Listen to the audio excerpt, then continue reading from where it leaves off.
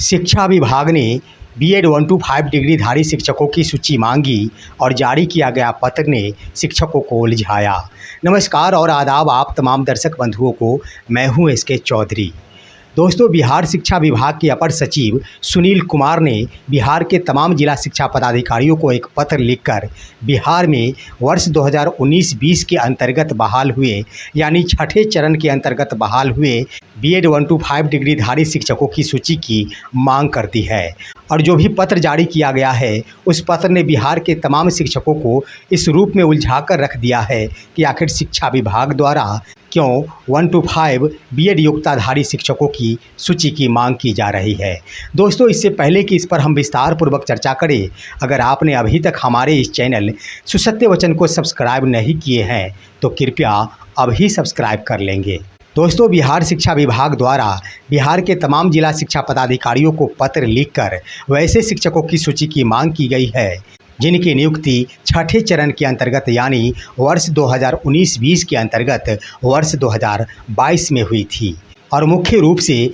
BEd योग्यताधारी 1 to 5 के शिक्षक। इन तमाम शिक्षकों की सूची की मांग आखिर क्यों की गई है, इसके संबंध में इस पत्र में इस बात का उल्लेख किया गया है कि माननीय सर्वोच्च न्यायालय द्वारा दिए गए न्याय निर्णय के आलोक में बीएड 1 to 5 डिग्रीधारी शिक्षक जिनके लिए राजस्थान हाई कोर्ट द्वारा दिए गए न्याय निर्णय यानी बीएड योग्यताधारी शिक्षक 1 to 5 यानी बेसिक ग्रेड के शिक्षक नहीं बन सकते हैं,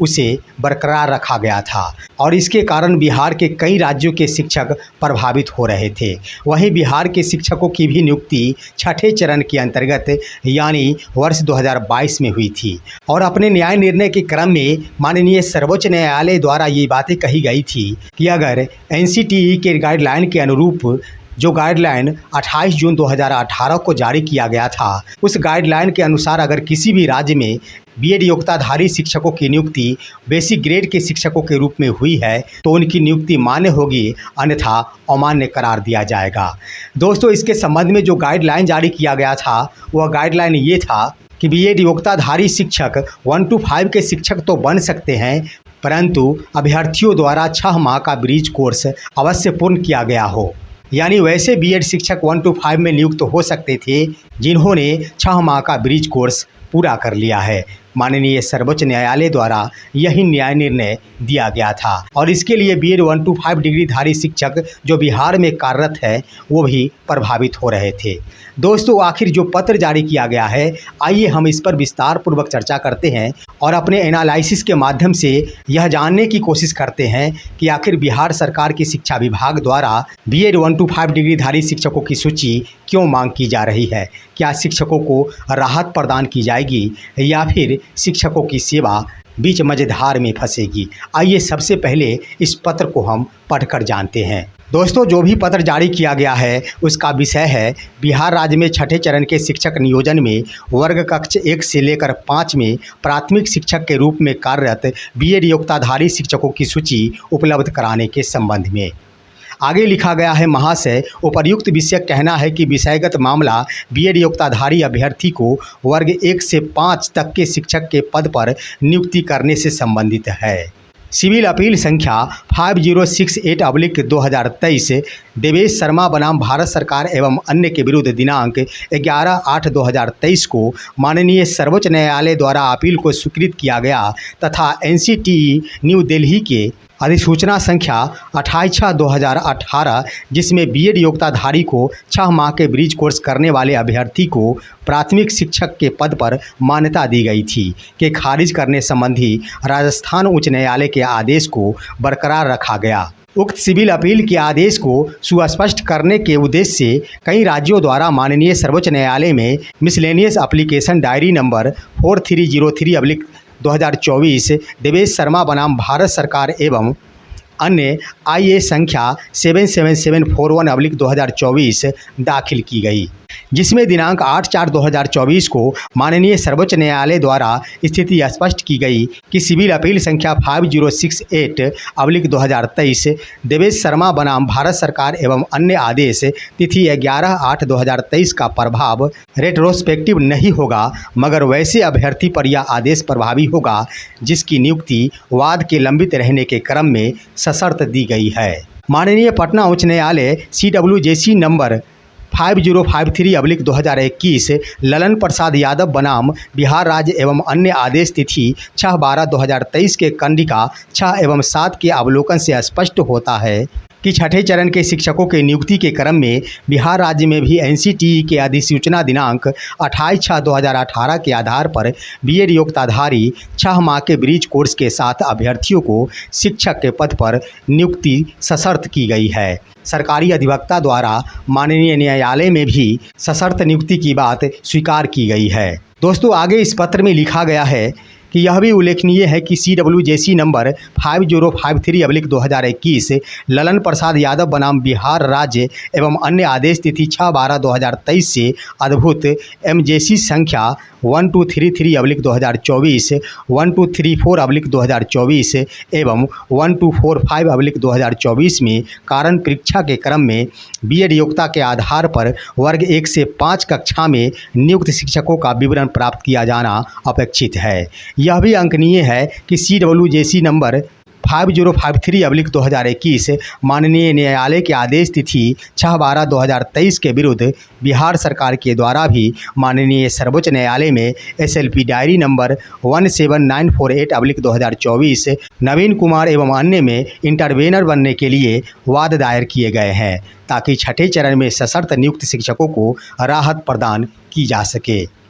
अतएव निर्देश दिया जाता है कि वर्ग 1 से 5 में BEd योग्यता के आधार पर छठे चरण या फिर उसके बाद नियुक्त शिक्षकों का विवरण संलग्न विहित प्रपत्र में एक पक्ष के अंदर विभागीय मेल पर पूर्ण विवरण के साथ उपलब्ध कराना सुनिश्चित करे। तो दोस्तों, इस पत्र से स्पष्ट हो गया है कि आखिर बिहार शिक्षा विभाग द्वारा 1 to 5 BEd योग्यताधारी शिक्षकों की सूची की मांग इसलिए की गई है कि दिनांक 6 दिसंबर 2023 को माननीय पटना उच्च न्यायालय द्वारा एक आदेश निर्गत किया गया था और उस आदेश के क्रम में कारण परीक्षा की मांग की गई थी कि बिहार में आखिर BEd योग्यताधारी शिक्षकों को 1 to 5 में क्यों नियुक्त किया गया। तो इन कारणों का जवाब देने के उद्देश्य को लेकर बिहार शिक्षा विभाग द्वारा शिक्षकों की सूची की मांग की गई है, ताकि यह बताया जा सके कि हमने किन आधार पर ऐसे शिक्षकों की नियुक्ति की है। वहीं साथियों, इस पत्र में इस बात का भी उल्लेख किया गया है कि माननीय सर्वोच्च न्यायालय में बिहार सरकार की ओर से भी SLP दायर किया गया है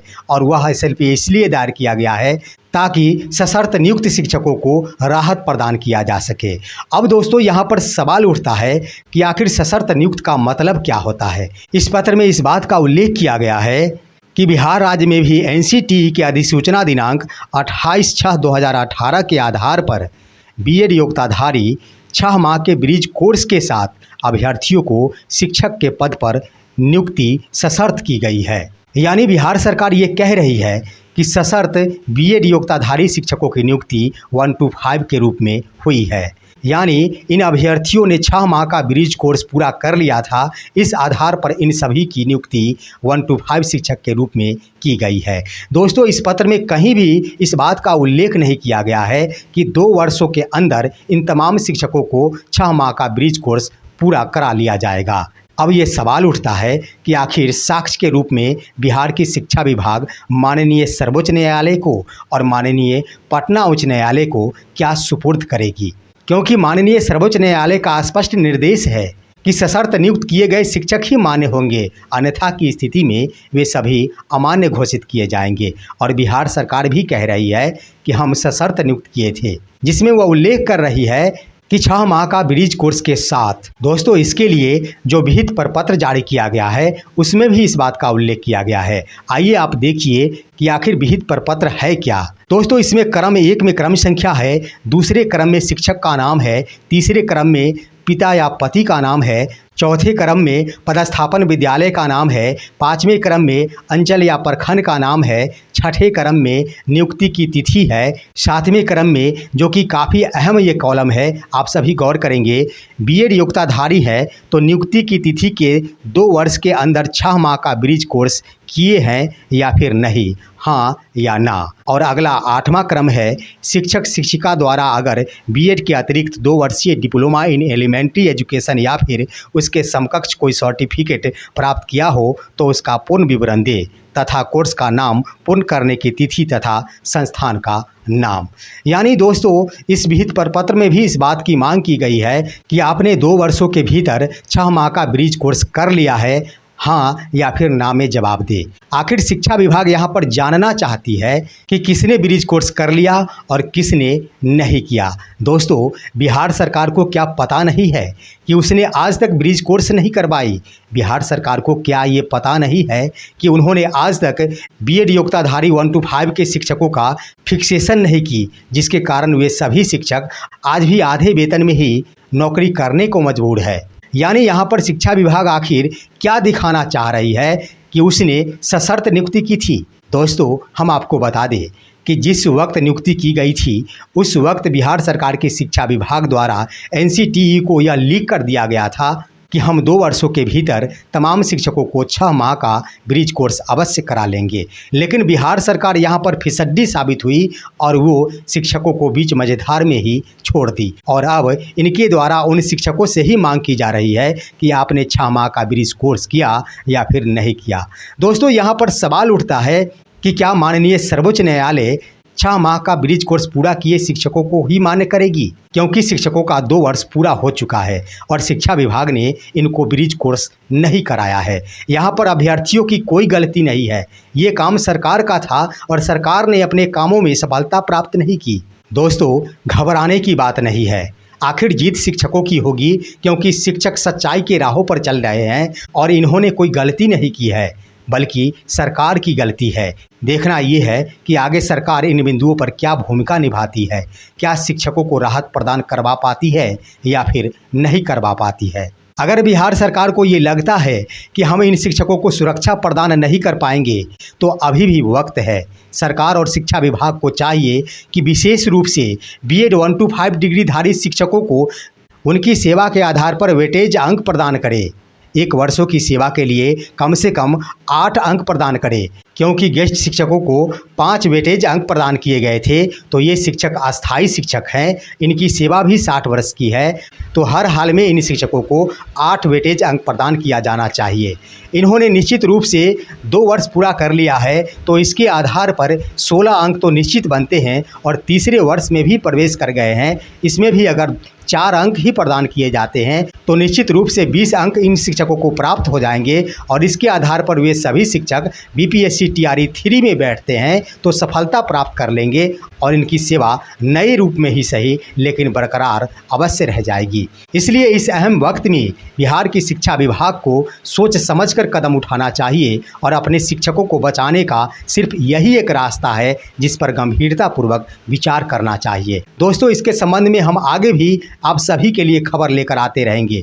कि आखिर बिहार सरकार और शिक्षा विभाग बीएड योग्यताधारी शिक्षकों के लिए क्या रास्ते अपना रही है। फिलहाल आज के वीडियो में इतना ही। आप सभी हमारे इस वीडियो को लाइक करते हुए तमाम दोस्तों के पास शेयर कीजिए और अब दीजिए अपने ही दोस्त SK चौधरी को इजाज़त। जय हिंद, जय भारत।